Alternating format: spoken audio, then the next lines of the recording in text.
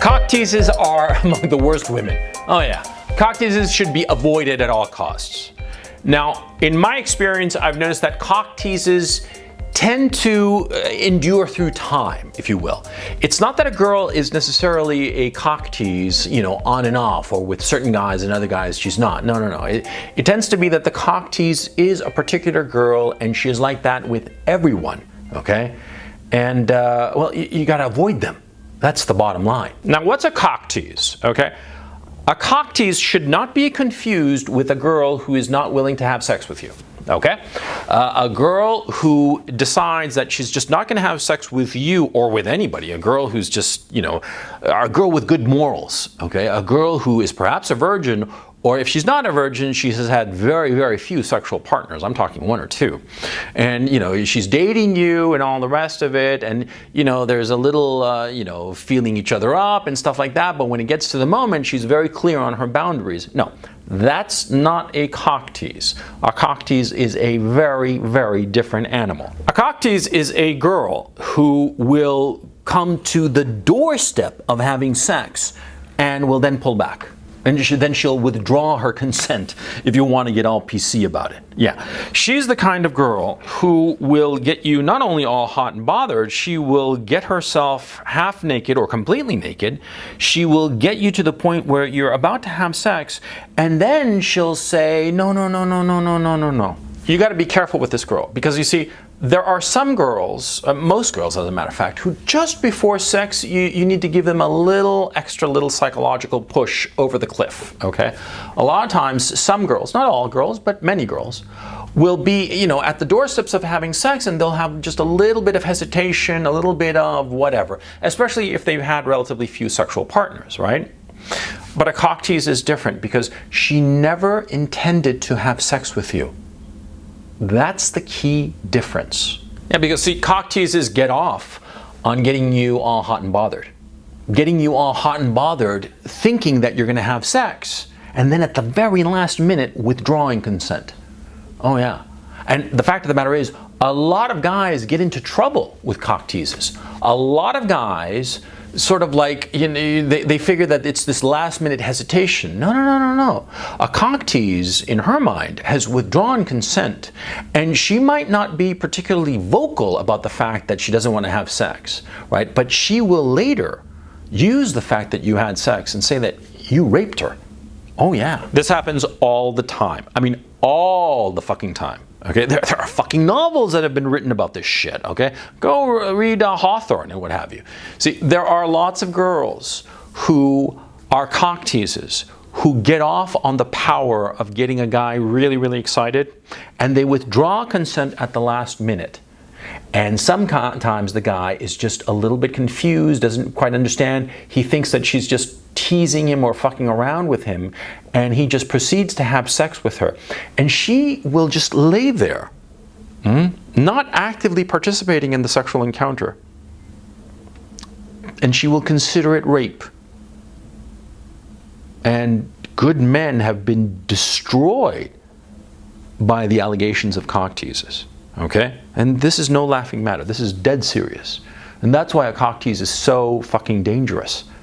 Because, see, her thing, her mental whatever, is getting you off, getting you excited, but retaining the power. Because she sees sex not as a mechanism of enjoyment, not as a way to bind herself closer to a man. She sees sex as a way to control and dominate the guy.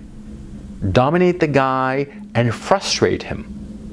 And if he actually has sex with her, she will take that next step and claim that the sexual encounter was rape. And this happens all the time. How do I know this? Well, because I myself fell victim to a cock tease back in the day. All right? This was a girl whom I knew when I was 20. Yeah, 20. And she was 2 or 3 years younger than me, something like that. She was 18, 17, something like that. And she was, you know, very beautiful, very, very beautiful. Daughter of a single mother. That should have been a fucking clue. But anyway, she was very attractive, very everything going for her, right? And I was just crazy about her. And we literally got naked. I mean, we really got to the doorsteps of having sex. I mean, just naked, right? And at the last minute, she's like, no, I don't think we should. And I was like, oh, come on, you know, and she's like, no, we should. And that's when I realized something clicked in my head. And I realized that this girl got off on this, okay? Because this wasn't actually it was her first practically sexual encounter, but it wasn't the first time that we'd been fooling around and I get really, really hot and she like backed away. But this was as close to sex as we'd ever gotten.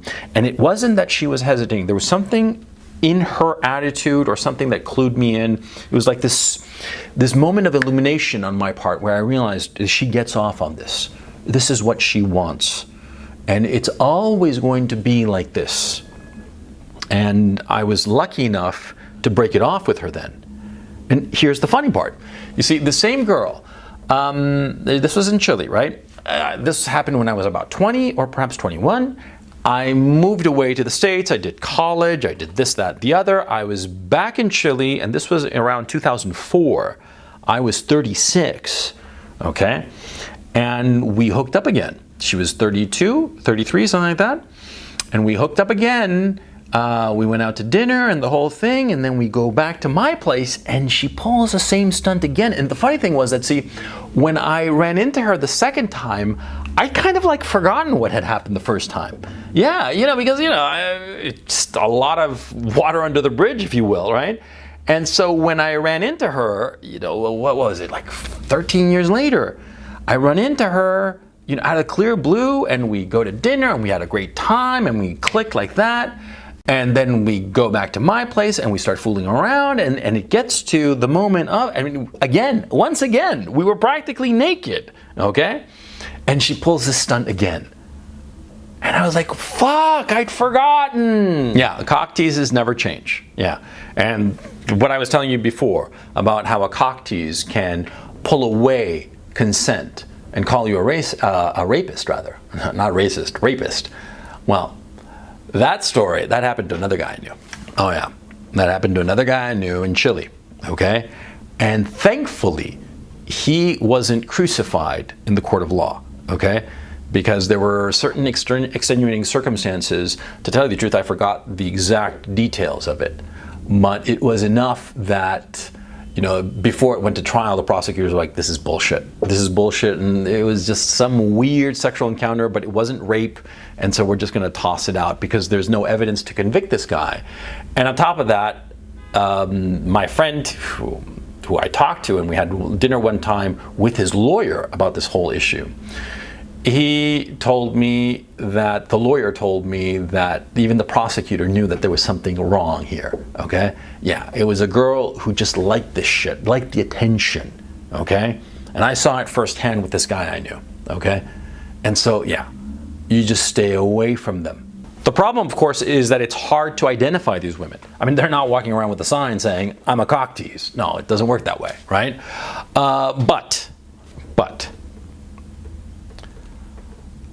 once you have identified her as a cock tease, and more often than not, it'll be, like I said, you will be at the doorsteps of having sex. It's not like a normal girl who's, you know, a little bit reluctant to have sex, you know, on the first couple of dates, you know, no.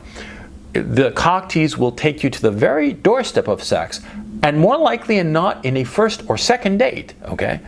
She will take you to that doorstep of having sex, pull away consent at the very last minute, and you'll realize who she is.